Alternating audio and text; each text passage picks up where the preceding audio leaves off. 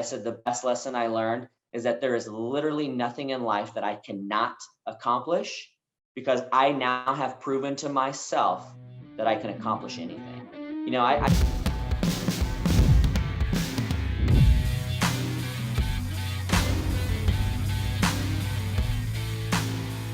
Welcome everyone to Talk is Cheap, the Fight Against Mediocrity podcast. I'm extremely excited for today's guest, Chris Hartley. Chris has nearly 2 decades of new home sales experience in various roles across the industry. In addition, his current role as Vice President of Sales for Hovnanian Homes in Dallas-Fort Worth. Chris is a certified trainer for the Texas Real Estate Commission, frequent contributor to industry-leading publications, a guest on numerous industry podcasts, and a highly sought-out public speaker. Chris has worked with both public and private home builders across the U.S. Chris has won numerous awards on a local, regional, and national level, including the inaugural Gold Award at Nationals for One to Watch through the National Association of Homebuilders. Chris is an active member of the Zillow Builder Advisor Board, as well as a board member for AtlasRTX. Chris is an advocate for the American Cancer Society, being named a 3-time corporate hero, and is part of the team determination participating in half and full marathons, having raised over $200,000 fighting for the cause.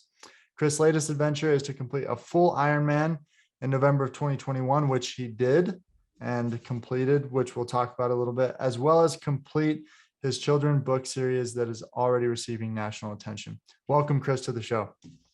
Thanks, I appreciate it. I love being on here. You know, it's one of those things, as we did a take one for this, that my speaker bio profile, you know, I was doing a podcast before for another industry leading show, and they said, hey, do you have a shorter one? And, you know, at the time I was thinking, well, I guess I can make a shorter one. But then it hit me that I was like, you know what?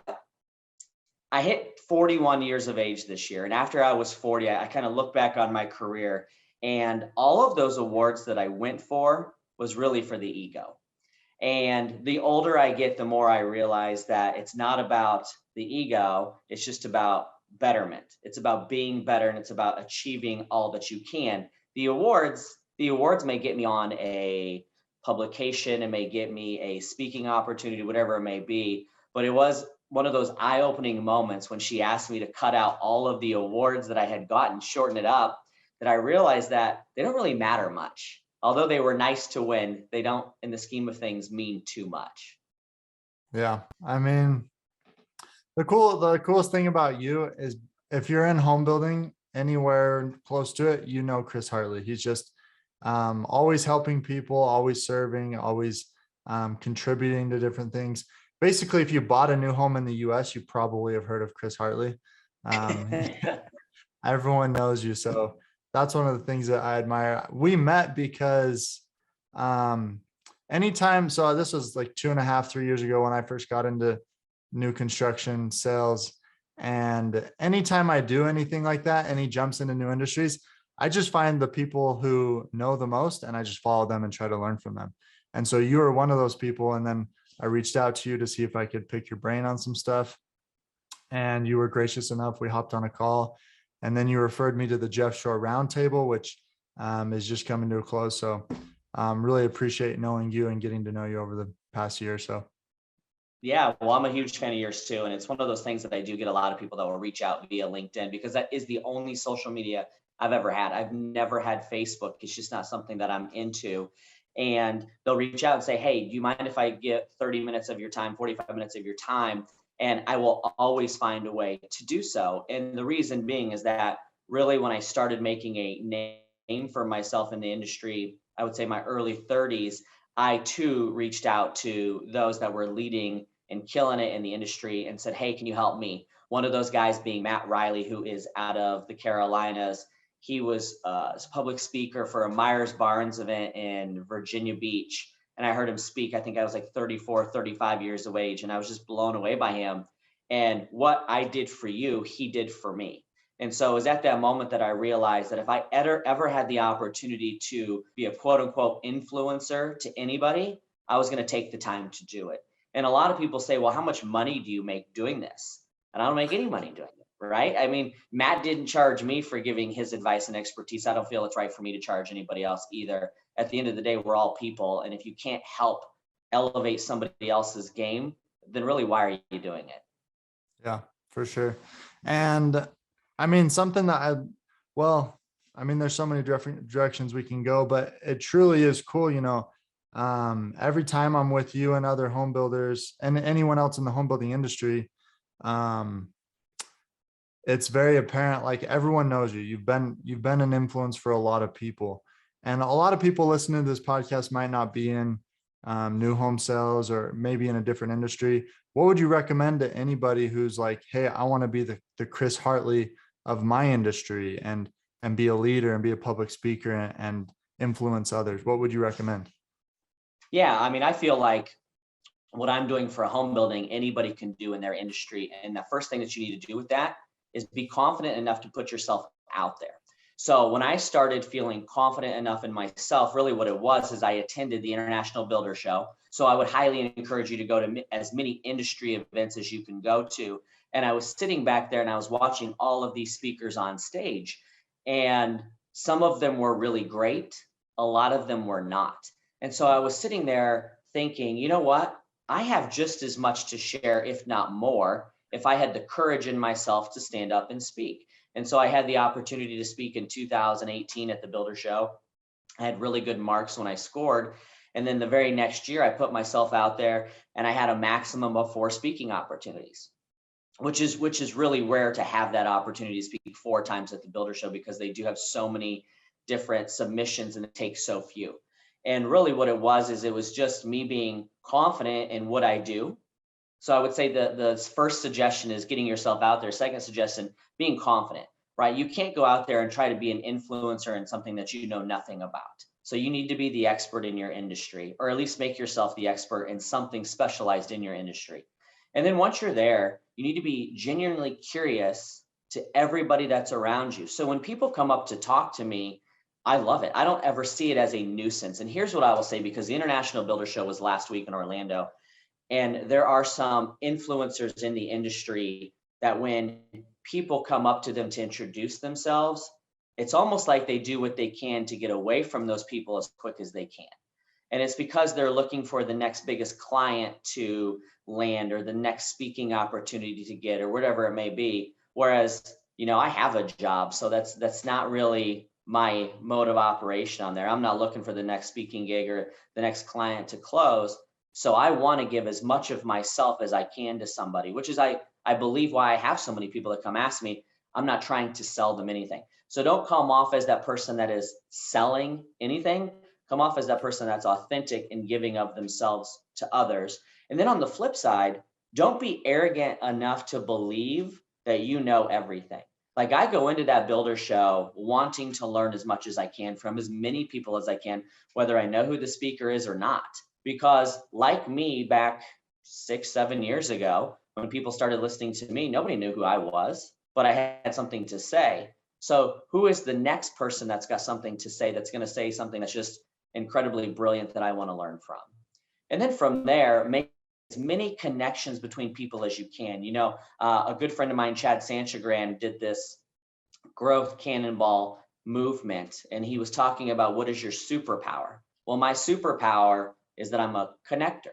So what I want to do is as soon as I find out what somebody is interested in, or if they're looking for something to specialize in or whatever it may be, I look back on my Rolodex, maybe that ages me a little bit, or if I look in my phone and say, who can I connect this person to try to build a friendship or a connection? That doesn't do anything for me personally. I'm not monetizing that connection, but I'm helping that person become a better version of themselves. And I believe that if we are all the best version of ourselves that we can be, it's going to just be a better world in general. I mean, why don't we want to be the best home building industry in the world, or the best car salesman in the world, or you name it, whatever it may be that you're doing, you should strive to be the absolute best at it. And that's working and connecting with others. Yeah. It's the fight against mediocrity. You want to be the best. You want to fight just being complacent. Everything you said, have you read the book, The Go-Giver by Bob Burg? I have. Yep. It's like, he had a podcast and everything. You what? I said he had a podcast and everything. So yeah, so good. Absolutely. Yeah. And everything that you said reminded me of that. The more you give, the more value you provide in life, the better off you are. And I know you're saying like, it's, it's, I think for you, all the value that you provide and all the connections that you provide make you invaluable for whoever you're working with, whatever company or whatever organization, like you become invaluable to them because of that. And what was really impressive is I would have guessed, you've been connecting for 20 years with all these people, since you were 20 years old, but it's crazy that this has just happened in the last 6 to 7 years. And really where that comes from is, and so you're right, it is. So I'm 41 years of age. I started speaking in 2018. So what is that, 5 years now? So when I was 35, 36. So, later in my career, absolutely. I look back on it, I wish I would have had more confidence in myself to do it earlier. And I think that sometimes is the biggest struggle with people is that they don't believe in themselves enough to put themselves out there, or they don't feel like they have a voice that needs to be heard, and then they just silence themselves. Well, how many people out there are silencing themselves when inside they're just screaming to share genius information, right? So whether it be speaking in front of thousands of people, which I have done, or speaking in front of a panel with 20 people in the audience, whatever it is, start somewhere and start with believing in who you are and believing that what you know and your knowledge needs to be shared with others. Yeah. And everyone's got something to share. And, every phase in life, you're learning new things that you can share with others. I love hearing people's stories because you can learn something from everybody you connect with. 100%.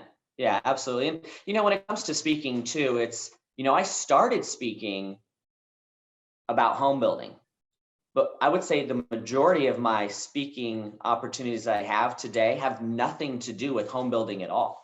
It was almost like it was a platform for me to be able to speak about the things that are heavy on my heart or are important to me. And so when you're looking at this, you can say, well, I sell safety valves for a living. What do I have to share? And I use that as an example because I have a friend who sells safety valves for a living, and he is a phenomenal financial mind. And he teaches at the local community college, making $25 a class because he wants to better the world around him, and because he's a great and powerful motivator and connector. So that's a way that he found. Yes, there may not be a lot of opportunities to speak in safety valve sales seminars, right? But he doesn't want that to limit himself. So for me, I'm trying to branch out of home building, so to speak, and speak at leadership conferences that have nothing to do with my industry. But what I decide to speak on are things that I personally am not good at. So for instance, I started speaking in San Diego. I had an opportunity to speak at a conference, and the topic that I picked was self-reflection. And what that was is it was a fear that I was not good enough to be in front of 400 people that day that I was speaking to. But in reality, out of the 400 people that I was speaking to, most of them probably didn't feel like they were good enough to be in that particular conference to start with. So it's just getting rid of the fear that we all have inside of us that we're not good enough. And another topic that I speak on is motivational mindset. I speak on being present. I speak on finding your truth, all things that I've personally struggled with, whether it's as being a dad or at work or in friendships, relationships, whatever it is. And then I become highly addicted to the topic. I research it, I study it. And then what you should do is obviously teach it. So when I'm standing up there speaking to people, or when I'm being asked to do a keynote speaking opportunity, I generally ask the person that's hiring me, do you want me to make the audience laugh, or do you want me to make them cry? Because I'm pretty good at doing both. And hitting somebody's emotions in those two manners, laughing or crying, the story is going to stick. So when I'm getting up there on stage, I can really turn it in either direction. But what I'm hoping to do is make an imprint on that particular person in the audience to know that I, by all means, am not the expert in any of those things.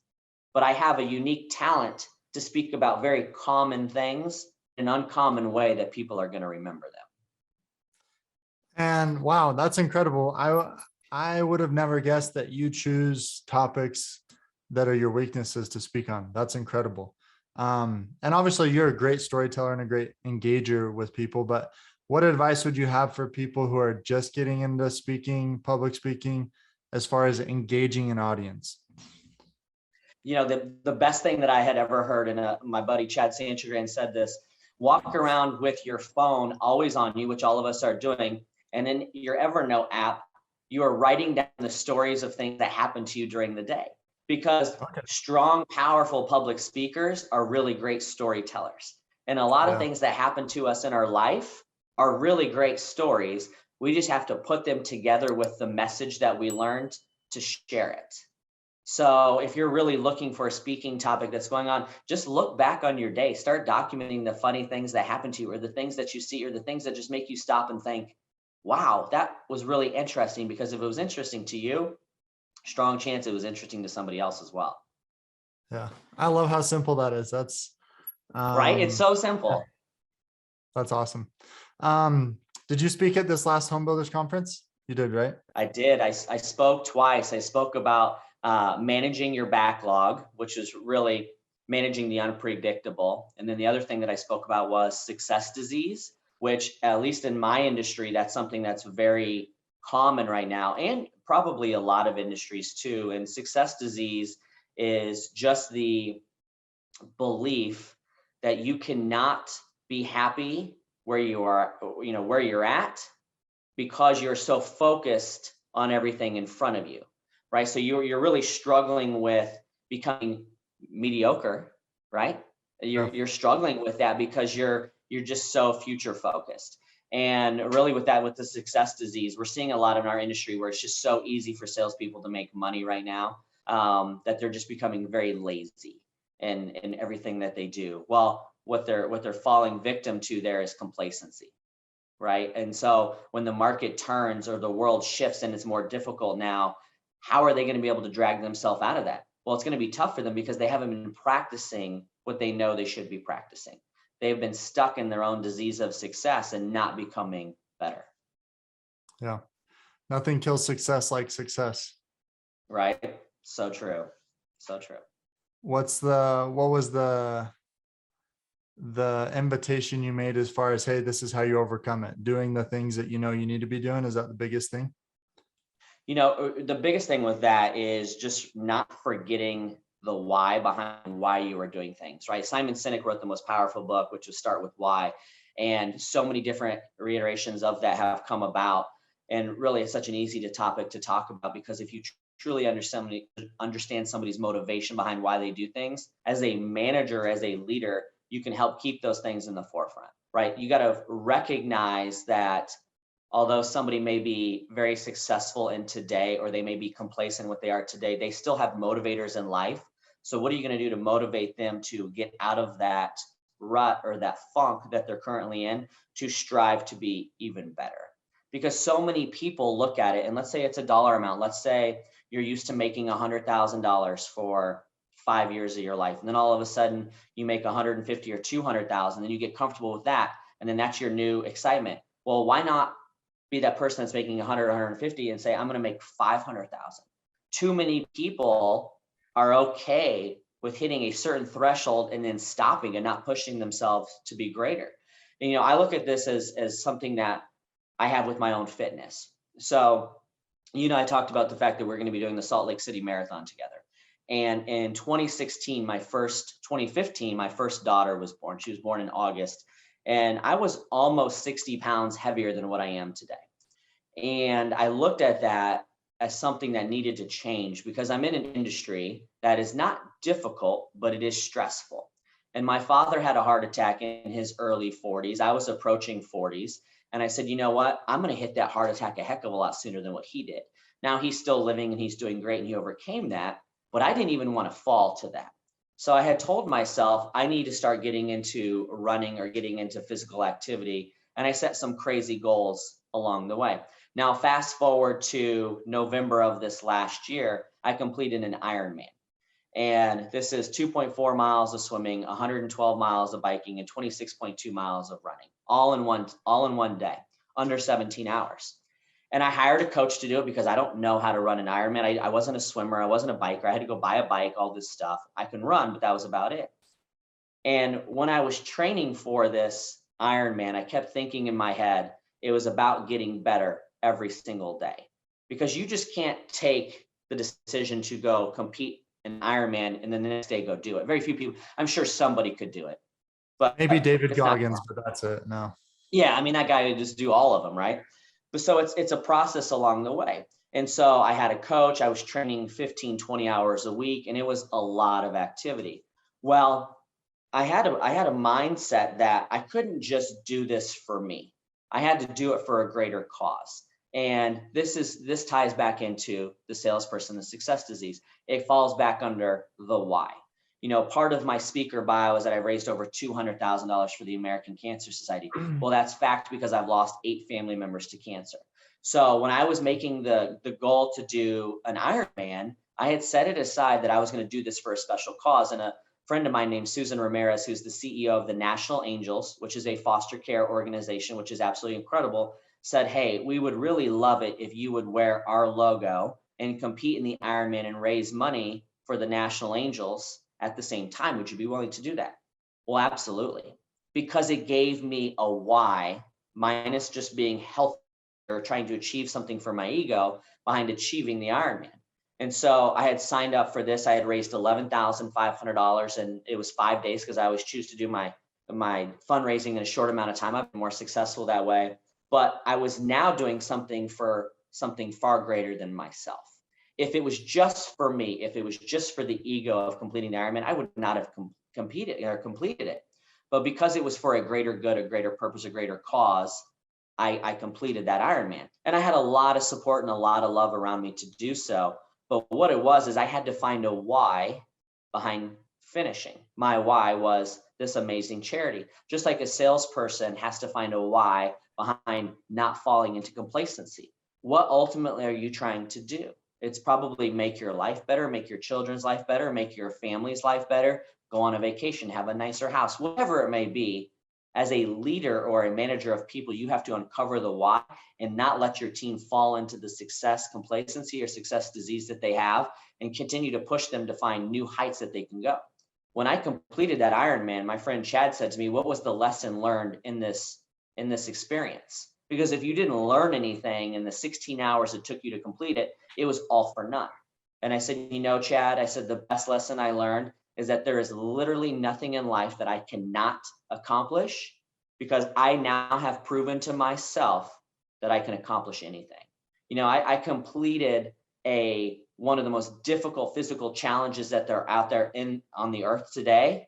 And I did it with really only training for about half of what I should have done. But my mind was strong enough to tell me that I could get through it if I had a greater cause for hitting that finish line. My greater cause was the National Angels. Again, if it was my ego, I wouldn't have finished. So the message that I'm shooting out for here is find your cause, find the greater good, find your National Angels to get you to that finish line, and never stop trying to be a better version of yourself. Because I wake up every day knowing that I have an opportunity to be better today than what I was yesterday. Wow, that's powerful. Thank you for sharing that. It reminds me a lot of Viktor Frankl's book.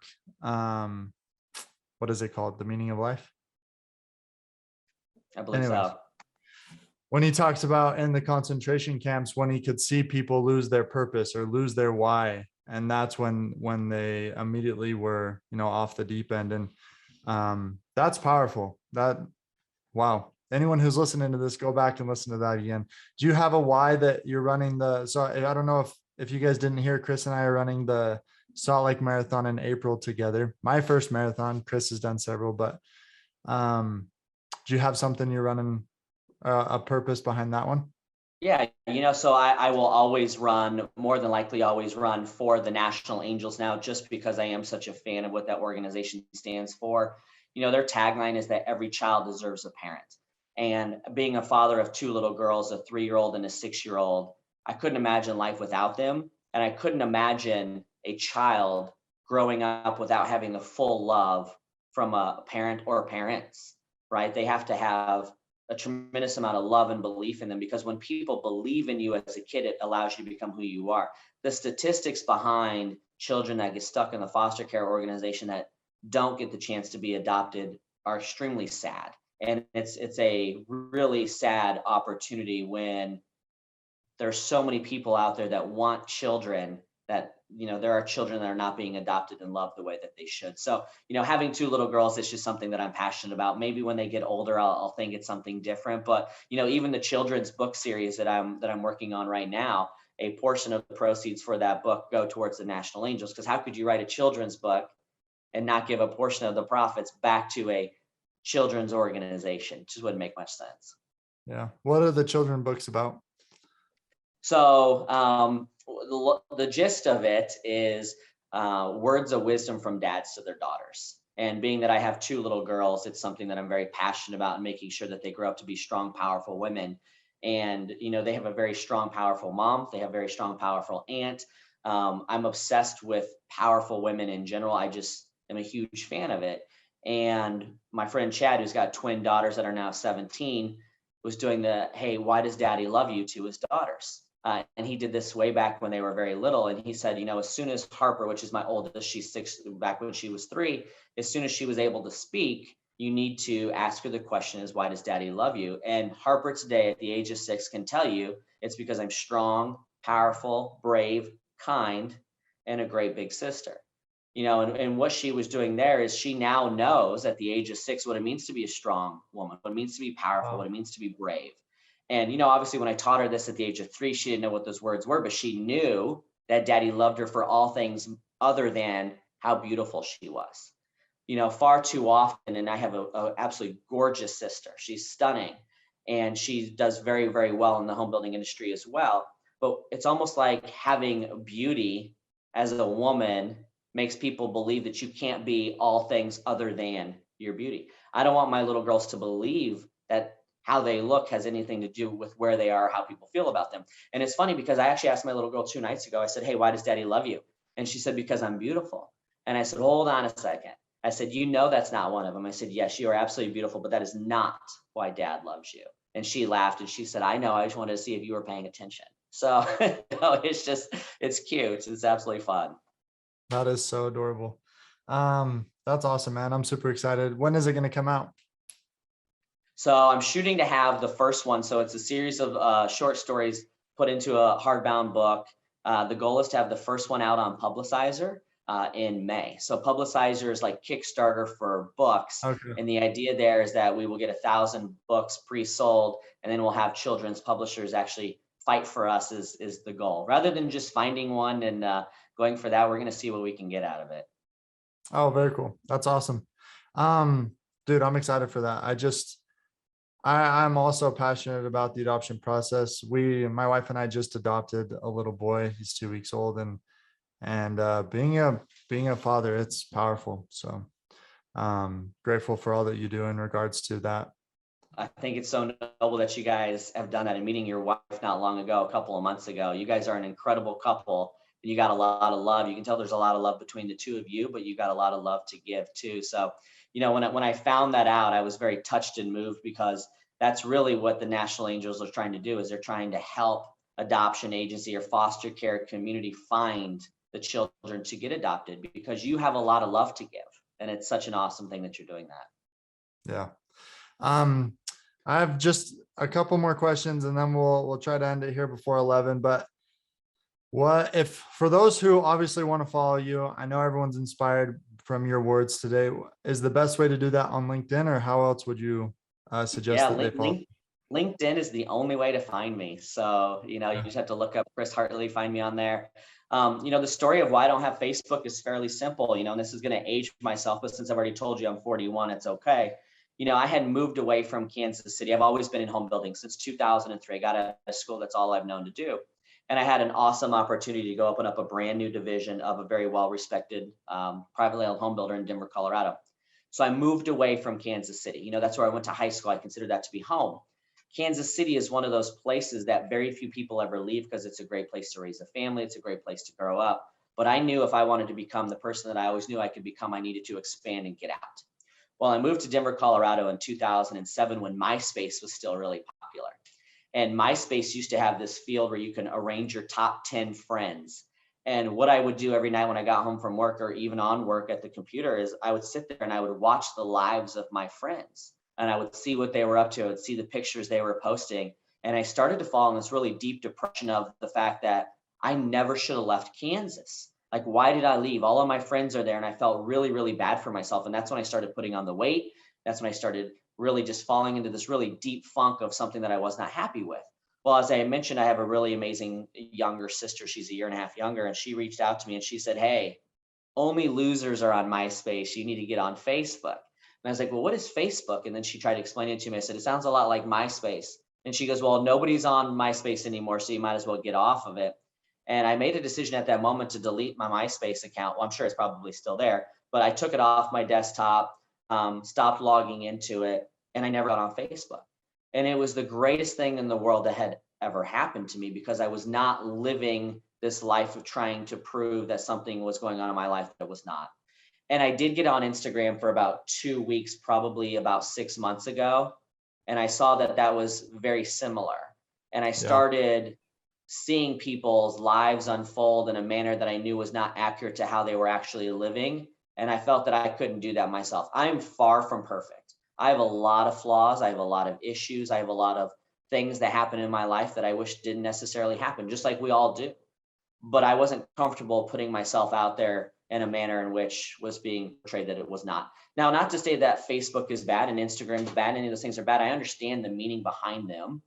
For me, it's just not for me. So, I guess I post positive things on LinkedIn all the time, and I may be considered a 1%er on LinkedIn or an influencer on LinkedIn, but it's trying to be positive things. It's not trying to necessarily portray this is my life as perfection, because my life is far from it. Then nothing else needed to be said there. I totally agree with you on that. So, and then last question, it's my favorite question to ask, and I'm excited to hear your answer. What does the fight against mediocrity mean to you, Chris? Man, I am so obsessed with the fact that you have that and you have that as your book. To me, it's the difference between being complacent and content. Right. I struggled with this, and I was talking to a psychiatrist. It was a couple of years ago, and she said, you have a problem with being content. And I got really upset with that. And I said, no, I don't. And who would ever want to be content? And you should always be striving for more in life, and so on and so forth. And she goes, no. You have complacency screwed up with contentment. And I said, really? And so I went back, I looked up the two words, and she was absolutely right. I was afraid of complacency, but contentment is being happy with where you're at in a given moment of your life, right? You are probably ecstatic in your life today because you just had a book coming out.